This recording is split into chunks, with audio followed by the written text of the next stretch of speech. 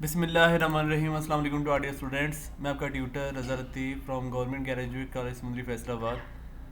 आज जो हम अपने टॉपिक को डिस्कस करने जा रहे हैं, इस टॉपिक का नेम है मोनोड्रोमी थ्योरम। ये कॉम्प्लेक्स एनालिसिस 2 का एक मेन टॉपिक कंसीडर किया जाता है। अक्सर इसको यूनिवर्सिटीज़ में और जो एफिलिएटेड कॉलेज के अंदर इसको नहीं करवाते, और जो यूट्यूब चैनल पे इस टॉपिक पे बहुत कम वीडियोस बनाई भी गई हैं। तो इस टॉपिक को मैं बहुत अच्छे अंदाज में आप सभी स्टूडेंट को अंडरस्टैंड करवाने जा रहा हूँ, और बहुत इजी स्टेप्स है इनको समझने के लिए जो क्राइटेरिया मैं आपको फॉलो करूँगा, तो आपको इंशाल्लाह अच्छे अंदाज में समझ भी आएगी। ठीक है। और मोनोड्रोमी थ्योरम जो है ये कहने के एक मेन इंपॉर्टेंट रोल रखता है। इसमें हम होलोमॉर्फिक फंक्शन के बारे में एक्सप्लेन कर रहे होते हैं, और कुछ इसकी कॉन्फ़िगरेशन कुछ इस अंदाज में भी होती है कि अगर आप कोई एक डोमेन के बारे में हम डिस्कस कर रहे हैं, तो उसकी एक रेंज को आप एक्सप्लेनेशन में लेके आना चाह रहे हैं, तो उसके लिए एक हम फंक्शन को इंट्रोड्यूस करवाते हैं। और फंक्शन को इंट्रोड्यूस करवाने के लिए हमारे पास जो क्राइटेरिया होता है, आपको पता है कि उसके लिए हम को डोमेन का प्रोसेस कर रहे होते हैं। अगर हमारे पास एक रेंज डेवलप करवानी हो, तो हम एक फ़ंक्शन को दूसरे में असाइन करने के लिए उसके लिए इनपुट जनरेट कर रहे होते हैं। ठीक है। तो इसके लिए आप इस तरह करें कि हमारे पास ना कुछ इसकी स्टेटमेंट है, तो उसको पहले अंडरस्टैंड करते हैं ताकि फिर हमें प्रूव करने में प्रॉब्लम ना आए। सही है। तो इसकी स्टेटमेंट कुछ इस अंदाज में है कि लेट ओमेगा बी या डोमेन एफ। एफ हमारे पास कोई ना एक फंक्शन है जो कि किसी ओमेगा पे अप्लाई हो रहा है। इसको आप किसी अनदर वर्डिंग में भी यूज़ कर सकते हैं, जैसे आप इंटरमीडिएट क्लासेस के अंदर ओमेगा का वर्ड यूज़ करते थे। ठीक है। जैसे फिज़िक्स में भी यूज़ होता है, वो भी आप यूज़ कर सकते हो। लेकिन यहाँ पर मैंने ये ओहम की तरह का साइन यूज़ किया है। ये भी ओमेगा ही कहलाता है, बट ये कैपिटल ओमेगा है। तो इसके ऑनवर्ड है as holomorphic function in neighbourhood of G naught belongs to omega. यानी कि जो आपके पास एक कॉम्प्लेक्स का पॉइंट है ना, वो हम ओमेगा में से ले रहे हैं। एक्चुअली ओमेगा यहाँ पर एक डोमेन के तौर पे काम कर रहा है। आप डोमेन को कैपिटल डी भी कह सकते हो, ओमेगा कह लें, कैपिटल ओमेगा कहते हैं, इट्स नो इशू। ऑनवर्ड हमारे पास क्या है, लेट। दो आपने वर्ड्स से इंट्रोड्यूस करवाने हैं, यानी कि हमने पाथ सेलेक्ट करना होता है। लेट आर, स्मॉल जो आर है जो रेडियस है, और जो स्मॉल डेल्टा है, be to path from G not to omega not. यानी कि हमने जी प्लेन से डब्ल्यू प्लेन के दो पॉइंट्स को इंट्रोड्यूस हम ले रहे हैं। यानी कि जो हमारे पास दो पाथ होंगे, एक आर है, एक स्मॉल डेल्टा है, ये हमारे पास कहाँ से कहाँ तक पाथ है, जी नॉट से डब्ल्यू नॉट। और डब्ल्यू आपको पता है कि जी पे जब आप फंक्शन अप्लाई करते हैं तो आपको उसका डब्ल्यू प्लेन मिल जाता है। और यहाँ पे डब्ल्यू प्लेन किस में मूव कर रहे हैं, W not belongs to omega. It's mean आप गौर करें कि जो आपके पास कॉम्प्लेक्स प्लेन जी फॉर्म में है, वो भी ओमेगा में से हम सेलेक्ट कर रहे हैं।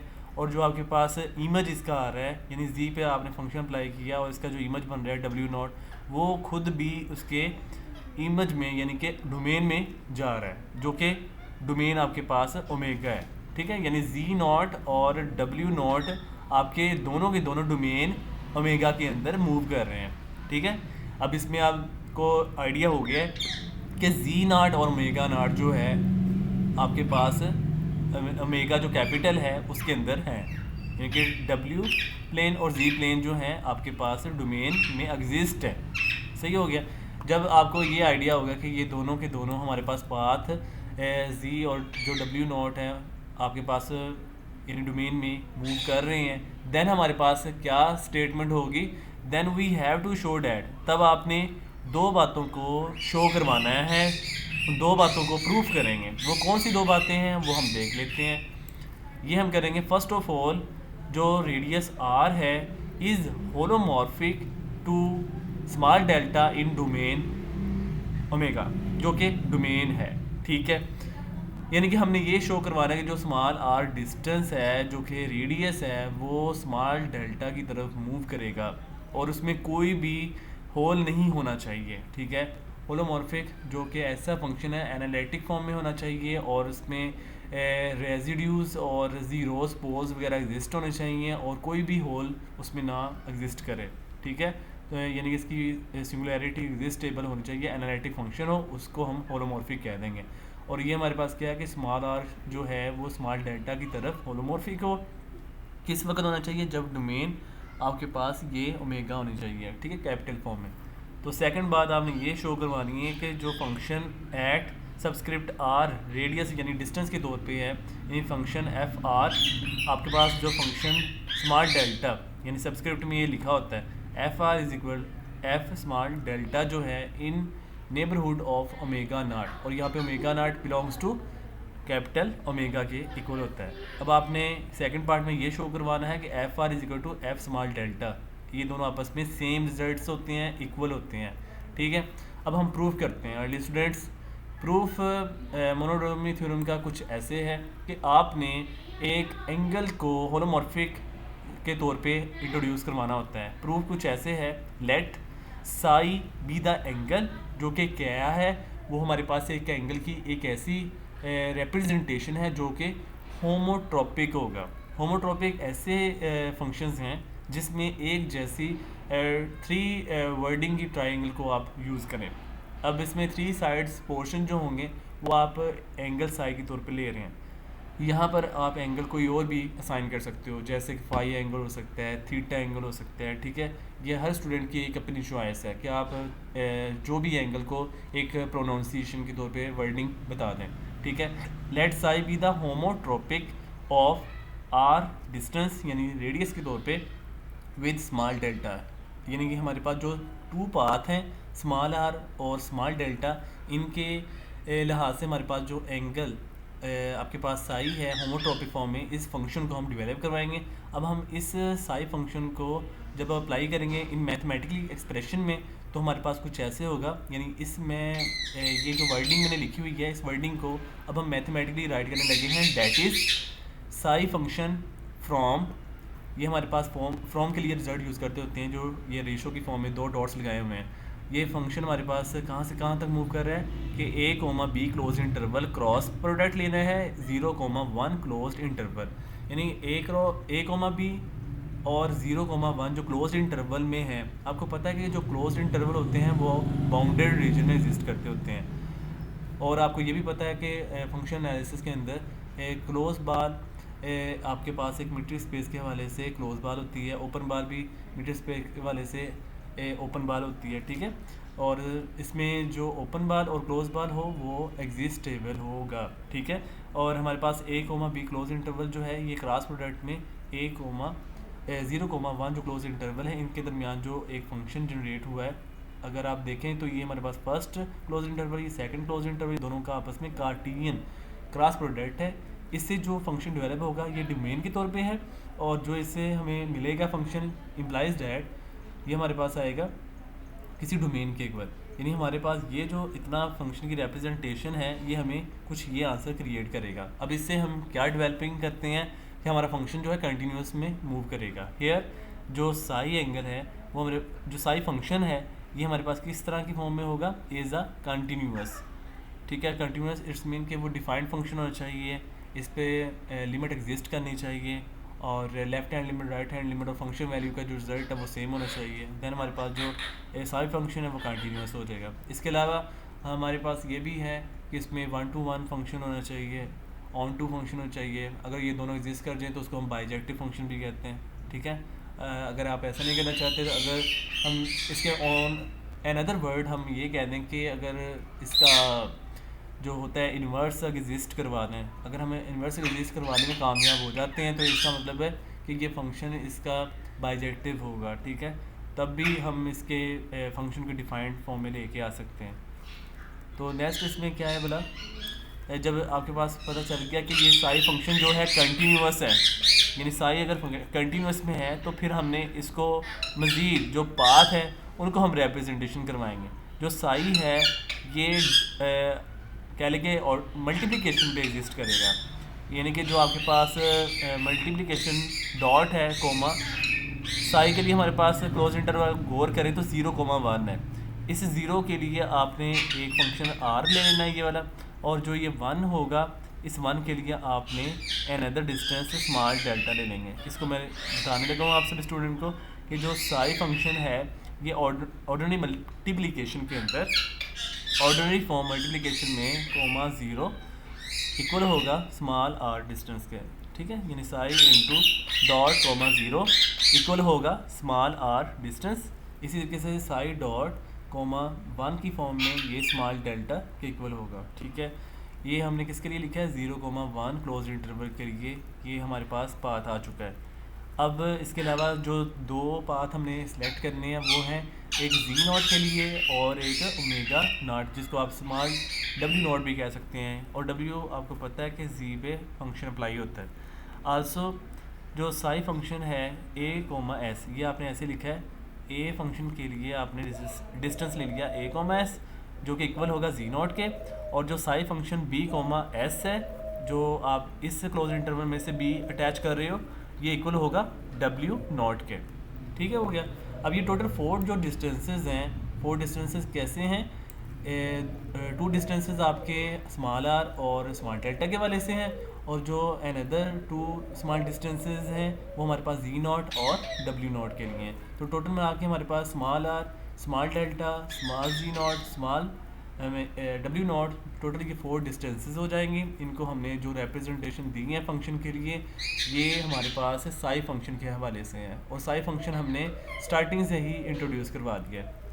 अब इस बात पे क्या होता है कि जो इसमें हमने ऐसे यूज़ किया ना, ये किस में से बिलोंग करेगा, क्लोज इंटरवल से लेंगे, और वो क्लोज इंटरवल कौन सा है 0,1 क्लोज इंटरवल फॉर ऑल। इसको आपने कैसे रीड आउट करना है, फॉर ऑल सभी के लिए हम ले रहे हैं एस बिलोंग्स टू, एस किस में मूव कर रहा है 0,1 क्लोज इंटरवल। इसका मतलब है कि जो एस है ये सबसेट है 0,1 क्लोज इंटरवल का, यानी इनके बिटवीन ही कहीं ना कहीं पड़ा होगा, ये जनरली हम ले रहे हैं। इसके बाद हमने क्या पाथ सेलेक्ट करना है, so we have to select path S. जब हमें आइडिया हुआ कि एस जो है इनके बिटवीन कहीं पड़ा हुआ है, इसका सबसेट है, तो आप इसके बड़े सेट में से ही छोटा सेट ले रहे हैं। जैसे आपको एक मिसाल मैं दे देता हूँ कि अगर आपके पास किसी स्टूडेंट को 50 रुपीज़ चाहिए, ठीक है, उस 50 रुपीज़ में से अगर उसको कह लें कि 20 रुपीज़ की डिमांड है कि वो चाहता है कि 20 रुपीज़ मैंने अभी कंज्यूम करने हैं, तो उसके पास रिमेनिंग 30 रुपीज़ बच जाएंगे। ठीक है, तो मैंने आपको क्या बताया कि 50 रुपीज़ हमने उसको दिए हैं टोटल, उस 50 में से 20 रुपीज़ अगर उसने कंज्यूम कर लिए हैं, यानी कि उसने खर्च लिए हैं एक्सपेंडिचर पे, किसी ना किसी चीज़ पे अप्लाई कर दिए हैं, तो बाकी उसके जेब में, उसकी हैंकरचीफ में तो रिमेनिंग जो पैसे बच जाएंगे वो हैं 30, यानी कि उसने उसको कंज्यूम नहीं किया। तो जो चीज़ बच जाएगी इट्स मीन कि वो उसके पास अनदर फॉर्म में यूज़ की जा सकती है। अब ऐसे जो है आपके पास सबसेट है, तो वहाँ पर मैंने आपको जो मिसाल दी अभी कि 20 रुपीज़ जो कंज्यूम कर लेता है वो एक सबसेट के तौर पे है, 20 रुपीज़ उसने यूज़ कर लिया। अब ये जो एस है इनके बिटवीन कहीं पड़ा होगा, इट्स मीन को वो यूज़ हो गया। ठीक है, उस एस को हम अब किसी फंक्शन में अब प्रैक्टिकली बताना चाहते हैं कि ये एस फंक्शन कैसे कंज्यूम हुआ, तो उसको हम ऐसे बताने लगे हैं, we have to select path S, जो साई फंक्शन ऑर्डिनरी मल्टीप्लिकेशन जो डॉट कॉमा एस की फॉर्म में है वो कुछ ऐसे डिस्टेंस में है आर सबस्क्रिप्ट एस। ठीक है, तो आर सबस्क्रिप्ट एस की फॉर्म में हमारे पास जो फंक्शन होगा वो कुछ ऐसे है। यही जो बात मैं आपको भी समझा रहा हूँ कि आपके पास जो 50 रुपीज़ किसी स्टूडेंट को आपने दिए, उस 50 रुपीज़ में से अगर किसी स्टूडेंट ने 20 कंज्यूम कर लिए हैं, तो 20 कंज्यूम करने के बाद जो उसके पास 30 बच गए हैं, तो 30 वो ऐसे हैं जो कि वो दोबारा कहीं ना कहीं अपनी डिमांड के तौर पे लगा सकता है। ठीक है, लेकिन जो 20 उसने कंज्यूम कर लिए वो एक सबसेट के तौर पे है। सही हो गया, और जो सबसेट के तौर पे है उसको हमने बताना है कि वो कैसे रिप्रेजेंट होगा। उस रिप्रेजेंटेशन के लिए हम ये बात बता रहे हैं कि वो आर सबस्क्रिप्ट एस में है। ठीक है, तो यहाँ पर हम आर सबस्क्रिप्ट एस जो है वो एस किस में से हम सबसेट लिया हुआ है, वो 0,1 क्लोज इंटरवल में से हमने अप्लाई किया है। ठीक है, यानी कि हम देखिए जो भी कोई बात हम एक्सप्रेस करना चाहते हैं, अगर उसको हम प्रैक्टिकली किसी लैंग्वेज में यूज़ कर लें ना, तो आपको ज़्यादा अंडरस्टैंडिंग होगी कि यहाँ पर एस क्या है, एस कहाँ से आया, अब ये कहाँ जाएगा। इन चीज़ों को बताने के लिए भी आपको ना लॉजिकली फील करना होता है। अगर आप उसको ज़रा लॉजिकली देखेंगे ना तो फिर आपको ज़रा क्लियर होगा। जैसे अभी आपको मैंने 50 रुपीज़ की बात बताई कि आप 50 में से 20 अप्लाई कर लेते हैं, 20 खर्च लेते हैं, जो बच जाएंगे वो आपके पास है, वो दोबारा आप कहीं ना कहीं लगा सकते हो। जो आपके पास लग चुके हैं 20 रुपीज़ आपने खर्च लिए, वो आपके सबसेट के तौर पे है, और वो सबसेट कैसे एक्सप्रेस करना है, वो कहीं ना कहीं उन इंटरवल के बिटवीन पड़ा होगा। अगर आप 0,1 क्लोज इंटरवल ले रहे हैं तो अनदर कुछ आप उसमें से और सेलेक्ट करना चाहते हो उसमें से, तो वो आप कोई नेम असाइन कर दें। मैंने एस लिया है, आप पी ले लें, एल ले लें, एम ले लें, एन ले लें, कुछ भी एनी नेम असाइन कर दें, वो उनके बिटवीन कहीं ना कहीं ज़रूर लाई करेगा। क्योंकि हमें पता है क्लोज इंटरवल ले रहे हैं, उनके बिटवीन बेतहाशा रियल नंबर एग्जिस्ट कर रहे हैं। अभी हम ये कॉम्प्लेक्स के अंदर मूव कर रहे हैं, तो बेतहाशा उसके अंदर कॉम्प्लेक्स एग्जिस्टेबल होंगे। तो ये चीज़ें कह लें विजिबिलिटी के लिए हमने उसके नेम असाइन करने होते हैं, इसलिए हमने यहाँ पर जो नेम असाइन किया उसको हम एक्सप्रेस करना चाह रहे हैं। ठीक है, आप यहाँ पर जो नेम असाइन करेंगे वो उनके बिटवीन पड़ा होगा, लेकिन आपने उसका नेम ज़रूर साइन करना है। ठीक है, जैसे इन्फिनिटी कोई बात हो रही हो, इन्फिनिटी हमें नहीं पता वो कहाँ जाके स्टॉप हो रहा है, लेकिन हमें वहाँ तक पहुँचने के लिए कोई ना कोई नेम तो साइन करना है ना। बात समझ आ रही है सभी स्टूडेंट को? यानी कि आप किसी इन्फिनिटी को एक्सप्रेस करने के लिए कोई मैथमेटिकली रिप्रेजेंटेशन होती है। अब मैथमेटिकली रिप्रेजेंटेशन, मैथमेटिशियन ने इन्फिनिटी के लिए आपको पता है कि इन्फिनिटी की वो इंडिटर्मिनेट फॉर्म होती है, उसको जो हम लिखते होते हैं माइनस इन्फिनिटी से प्लस इन्फिनिटी, वो मैथमेटिकली रिप्रेजेंटेशन है। अगर वो साइन ऐसे ना करता मैथमेटिशियन, तो हमें क्या पता ये कहाँ जाके रुक रहा है, हम कैसे बताते हैं ये यहाँ पे जाके स्टॉप हो रहा है। इसलिए कोई ना कोई उसकी रिप्रेजेंटेशन के लिए प्रोसेस किया जाता है। So we have to select path, ये हमने ये पाथ सेलेक्ट कर लिया जो आपको मैंने सबसेट के तौर पे बताया, और यहाँ पर बताया कि एस जो है वो सबसेट है 0,1 क्लोज इंटरवल के लिए। इसके बाद जब हमने सबसेट को इंट्रोड्यूस करवा दिया, तो फिर हमारे पास प्रपोजेस होते हैं कुछ, फिर हमारे कुछ मकासद आ जाते हैं यहाँ पर, वो क्या है वो देख लेते हैं। For this purpose we have to prove that, हमने फिर जब ये देख लिया कि इसका सबसेट अवेलेबल हो गया, उसमें से हमने सेलेक्ट कर लिया, तो फिर उस पर मज़ीद दो बातें उस पर अप्लाई हो रही होती हैं। फर्स्ट ऑफ ऑल कि A is open and non empty in 0,1 close interval, यानी कि ये नॉन एम्प्टी है, इसमें से हम कोई ना कोई मेंबर्स उठा सकते हैं, पिक कर सकते हैं, चूज़ कर सकते हैं। तो ए ऐसा क्या है, ए पे क्या रिस्ट्रिक्शन लग रही है कि ए इज़ ओपन। ठीक है, सेकंड क्या है कि A is closed. Open mean open mean क्या होता है कि आपके पास जो इंटरवल होगा उसकी इनिशियल पॉइंट और जो फाइनल है वो लाई नहीं करते, उनकी बाउंड्री एग्जिस्ट नहीं करती। जैसे अगर हम 0,1 को कह लें, तो ओपन में क्या होगा, स्मॉल ब्रैकेट में आपने ओपन में लिख देना है ऐसे, यानी 0,1 वो स्मॉल ब्रैकेट में, उसकी 0 और 1 एग्जिस्ट नहीं करेंगे, वो ओपन हो जाएगा। अगर हम 0,1 को शामिल कर लें, यानी कि वो आपके पास इस तरीके से क्लोज ब्रैकेट में आ जाए, तो ये हमारे पास इसका 0 भी एग्जिस्ट है, 1 भी एग्जिस्ट है, इनके बिटवीन जो एलिमेंट्स पड़े हैं वो भी एग्जिस्ट हैं। ठीक है, तो ए इज़ क्लोज्ड होना चाहिए और ए इज़ ओपन होना चाहिए, और जब ओपन होगा तो वो नॉन एम्प्टी होगा इन 0,1 क्लोज इंटरवल। होपफुली अंडरस्टैंड कर लिया होगा। नेक्स्ट इसमें क्या करना है, फिर हम जब देखा कि ए इज़ ओपन जो कि नॉन एम्प्टी, और उसको हम ले रहे हैं इन 0,1 क्लोज इंटरवल में से, और ए इज़ क्लोज्ड, तो इस बात के लिए हमने फिर करना है एक सेट डिफाइन।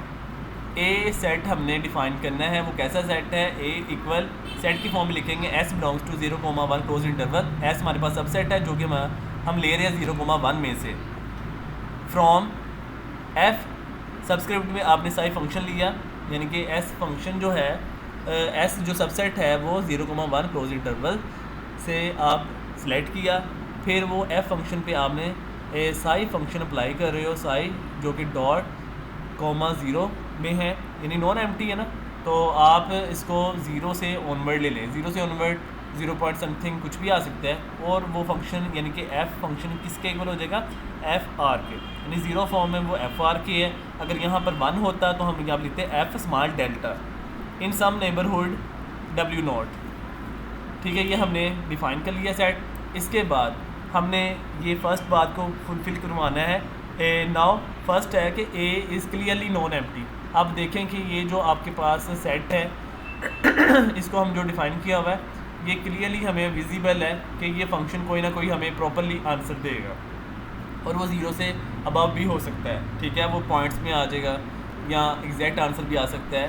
ठीक है ना, तो ये हमें इस स्टेटमेंट से विजिबल हो रहा है कि 0 से 1 क्लोज इंटरवल है, और इनके बिटवीन कोई ना कोई आपके पास मेंबर एग्जिस्ट होगा।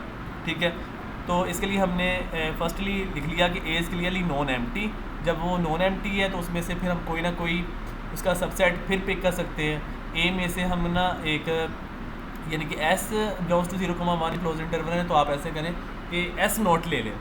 एस नोट एक अनदर सबसेट हम लेने लगे हैं जो कि ए सेट में से बिलोंग करेगा। अगर हम स्मॉल एस की बात करें तो वो आपके पास स्मॉल एस 0,1 क्लोज इंटरवल में बिलोंग कर रहा है। लेकिन अगर हम उस एस का मज़ीद सबसेट ले लें, यानी टर्शरी सबसेट को हम कह सकते हैं ये, यानी कि एक सबसेट का फिर आगे सबसेट, तो ये टर्शरी में चला जाएगा, एक चेन बन रही है। तो एस नॉट जो होगा वो बिलोंग कर जाएगा ए, जो कि डिफाइंड सेट है। ये डिफाइंड सेट है, ये जो मैं आपको मार्क करके बता रहा हूँ, इस डिफाइंड सेट में वो चला जाएगा और इस डिफाइंड सेट में वो बिलोंग होगा। जब ये इस सेट में चला जाएगा तो फिर आपने इसमें क्या देखना है कि जो इसके अंदर कनेक्टेड फॉर्म होती है वो जनरेट हो जाएगी। आल्सो लेट हमने करना है कि D not, D1, D2, D3, D4 and so on Dn form में बी कनेक्टेड अलॉन्ग, यानी कि इसमें एक कनेक्टेड फंक्शन होगा। वो कैसा होगा कि साई फंक्शन जो है dot comma S not equal हो जाएगा आर एस नॉट, यानी कि हमारे पास जो डिस्टेंस आर है उसके सबस्क्रिप्ट में इसका सबसेट जो टर्शरी फॉर्म में एस नॉट है वो चला जाएगा।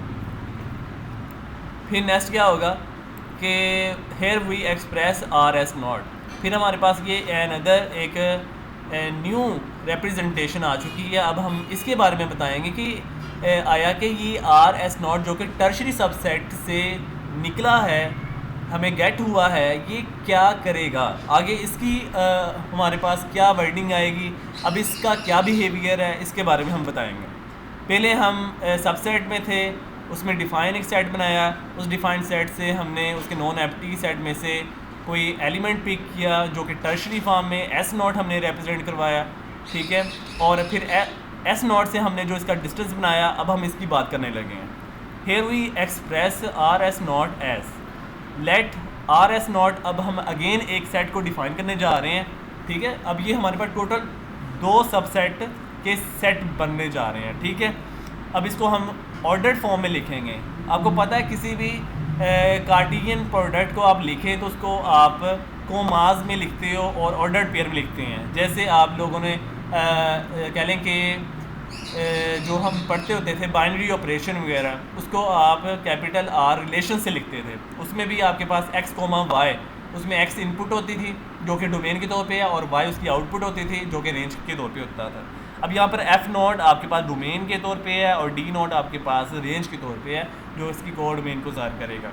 तो यहाँ पर आर एस नॉट एक ऐसा फंक्शन होगा जो कि F not comma D not का ऑर्डर पेयर है। ऐसे ही हमने F1 कोमा D1 का ऑर्डर पेयर बनाना है, फिर आगे हम F2 कोमा D2 का ऑर्डर पेयर बनाएंगे, फिर F3 कोमा D3 का ऑर्डर पेयर बनाएंगे एंड सो ऑन कर देंगे। Fn कोमा Dn की फॉर्म में ऑर्डर पेयर बन गया, ठीक है। तो ये हमारे पास कैसा फंक्शन होगा, बी एनालिटिक कंटिन्यूशन, यानी आर एस नॉट जो हमने एक सेट की फॉर्म में ऑर्डर पेयर में जनरेट किया है, ठीक है। तो ये हमारे पास एक एनालिटिक कंटिन्यूशन को रिप्रेजेंट करने जा रहा है, ठीक है। तो ये एनालिटिक कंटिन्यूशन जो होगा इससे हम फिर ऑनवर्ड कंटिन्यूटी की डेफिनेशन में जाना है, और कंटिन्यूटी की डेफिनेशन आप सभी स्टूडेंट को रियल एनालिसिस 1 में बाटिल की बुक में अंडरस्टैंड करवाया गया है, ठीक है। तो मैं यहाँ पर इसका एक डेफिनेशन को एक लेमा के तौर पे अप्लाई करने जा रहा हूँ। By the definition of continuity, continuity की जो डेफिनेशन होगी यहाँ पर क्या होगी, फॉर ऑल के जो साई आपके पास एप्सिलॉन नॉट होगा वो एक पॉजिटिव रियल नंबर है, ठीक है। Epsilon naught greater than 0 then there exist, ये देन देयर एग्जिस्ट का सिंबल है। Small delta naught also greater than 0, it's meaning कि small delta naught as a positive real number. हमने क्या किया कि एप्सिलॉन नॉट जो कि एक रियल नंबर है यानी कि 0 से बड़ा है, एंड देन देयर एग्जिस्ट जो आपके पास स्मॉल डेल्टा नॉट है वो भी एक पॉजिटिव रियल नंबर है यानी कि 0 से बड़ा है। जब हमने देखा कि एप्सिलॉन नॉट और स्मॉल डेल्टा नॉट 0 से बड़े हैं, पॉजिटिव रियल नंबर आप सेलेक्ट कर रहे हैं, तो सच डैट उनके दरमियान भी कोई ना कोई डिस्टेंस होगा। उनके दरमियान जो डिस्टेंस होगा वो कुछ ऐसे है, यानी कि साई आपके पास जो फंक्शन होगा 2 रिप्रेजेंटेशन लेगा, एक हमारे पास एस सबसेट से लेता है और एक आपके पास एस सबसेट का जो अनदर सबसेट है जो कि टर्शरी फॉर्म में है वो एस नॉट से लेगा। यानी psi function dot comma S minus होगा psi function dot comma S naught, ठीक है। यानी कि आपने दो फंक्शन का आपस में डिफरेंस ले लिया, उनका आपस में जो फ़र्क सब्ट्रैक्शन होती है उनका मॉडुलस एब्सोल्यूट वैल्यू जो है वो लेस देन होगा एप्सिलॉन नॉट बाय 2, ठीक है, यानी पॉजिटिव रियल नंबर से। यानी कि आपके पास ये फंक्शन जो first function minus second function का जो एब्सोल्यूट मॉडुलस वैल्यू है वो लेस देन है एप्सिलॉन नॉट बाय 2, यानी कि पॉजिटिव रियल नंबर से। व्हेन एवर इनका जो डिस्टेंस है, इनके पॉइंट्स का डिस्टेंस वो भी फिर लेस देन होगा किसी भी पॉजिटिव रियल नंबर से। यानी कि हम कह सकते हैं कि ये जो एस है और एस नॉट इनका भी आपस में जो डिफरेंस और इनका मॉडुलस वैल्यू, यानी कि ये मैं आपको बता रहा हूँ एस माइनस एस नॉट, यानी फर्स्ट पॉइंट सेकंड पॉइंट जो सब एक सेट के तौर पे हैं और सबसेट है, ये सबसेट है, ये टर्शियरी सबसेट है, इनका आपस में जो डिफरेंस है वो एब्सोल्यूट फॉर्म में लेस देन होगा किसी पॉजिटिव रियल नंबर से, जो कि हमने स्मॉल डेल्टा नॉट लिखा हुआ है। तो फिर हमारे पास ये क्या हो जाएगा, जब ये इतनी बात को सेटिस्फाइड करने में हम कामयाब हो गए हैं कंटिन्यूटी की डेफिनेशन को अप्लाई करके, देन हमें यानी कि आप ये देख सकते हैं हमने कंटिन्यूटी की डेफिनेशन के अकॉर्डिंग इतनी बात को सेटिस्फाइड करवाने में हम कामयाब हो गए हैं। देन हमने डायरेक्टली कह देना है this implies that F N S comma D N S जो है ये डायरेक्ट एनालिटिक कंटिन्यूशन है किसके लिए, F N S not comma D N S not के लिए, ठीक है। यानी ये जो ऑर्डर पेयर है इस ऑर्डर पेयर का डायरेक्ट एनालिटिक कंटिन्यूशन है, एग्जिस्टेबल होगा, ठीक हो गया। नेक्स्ट हमने अब क्या करना है, सेकंड पार्ट को प्रूव करना है। अब सेकंड पार्ट के लिए हमने जो करना है कि दोनों इक्वल होने चाहिए, दोनों फंक्शन जो हैं, इसके लिए हम लेट करने लगे हैं जो एस के है वो बिलोंग कर रहा है किसी सेट ए में से, और सेट हमने ये कैपिटल ए ऊपर फर्स्ट पार्ट में इंट्रोड्यूस करवाया हुआ है, आप सभी स्टूडेंट आप देख सकते हो। यानी ए सबसेट ए जो सेट है इसमें से हम एस के सबसेट लेने लगे, और के पे क्या रिस्ट्रिक्शन है कि वो आपके पास होल नंबर का सेट है, यानी K is equal 0, 1, 2, up to so on. आप ये भी कह सकते हो K belongs to whole number set. Then आपके पास क्या होगा, this implies that S K converges to S small delta, ठीक है। यानी ये जो बात है ये कन्वर्जेंस को शो कर रही है कि ये कन्वर्जेंस को एग्जिस्ट करेगा। यानी यहाँ पर हम काशी टेस्ट की तरफ भी देखें तो काशी टेस्ट भी एग्जिस्ट करेगा। जो चीज़ कन्वर्जेंस में होगी ना तो उस पर काशी टेस्ट जो है वो अप्लाई करता होता है। ये भी आप लोगों ने रियल एनालिसिस 1 में बार्टल की बुक में सीन किया है, इसके रिलेटेड थ्योरम्स भी वहाँ पर पढ़े हुए हैं, कुछ एप्लीकेशंस भी हैं, उनको आप बखूबी दे सकते हो। अब यहाँ पर हमारे पास जो एस के ए सेट में से बिलोंग कर रहा है तो ये एस के कब कन्वर्ज करेगा, जब वो एस स्मॉल डेल्टा की तरफ मूव करे, ठीक है। इसको मैंने यहाँ पर लिख दिया हुआ है फॉर कन्वर्जेंस, ठीक है। ऑनवर्ड हमने अब कुछ फंक्शन को सपोज कर लेना है, अज्यूम करेंगे let F small delta comma D small delta be analytic continuation of F not comma D not, यानी इनिशियल फंक्शन और उनके डोमेन से हम एनालिटिक फंक्शन को एनालिटिक कंटिन्यूशन से एग्जिस्ट करवाएंगे, ठीक है। ये हम अब यहाँ पर सपोज करने लगे हैं। तो ये हमारे पास जो F small delta comma D small delta analytic continuation किसके वाले से है, जो इनिशियल फंक्शन और इनिशियल डोमेन है। तो इनके लिए देख लेते हैं क्या करता है। इसके लिए हमने अब काशी की तरफ जाना है, जो मैंने आपको भी बताया कि जो चीज़ कन्वर्जेंस होती है उस पर काशी टेस्ट अप्लाई होगा। Since by using Cauchy convergence criteria, Cauchy convergence criteria कुछ ऐसे है कि for all epsilon greater than 0, it's mean कि जो एप्सिलॉन है वो एक आपके पास पॉजिटिव रियल नंबर है। Then there exist some positive integer, some positive integer क्या है कि जो के है वो किसी पॉइंट के नॉट से बड़ा है या उसके इक्वल है, यानी कि जो के है ये इक्वल भी हो सकता है या के उससे ऑनवर्ड बड़े एलिमेंट्स भी लिए जा सकते हैं, ठीक है। यानी कि लेस देन नहीं होगा, बराबर होगा, इक्वल होगा या फिर इससे बड़े एलिमेंट हो सकते हैं। जब इतनी बात एक्यूरेट हो जाएगी तो हमने कहना है सच डैट में क्या करना है, जो फर्स्ट फंक्शन है सेकंड फंक्शन इन दोनों का आपने डिफरेंस लेना है और उनका एब्सोल्यूट लोगे और वो लेस देन हो जाएगा किसी एप्सिलॉन बाय 2 से, यानी ये काशी की डेफिनेशन है। अब इसमें फंक्शन आपने कैसे लिए कि psi function dot comma S के minus psi function dot comma S के स्मॉल डेल्टा सबस्क्रिप्ट में, ठीक है।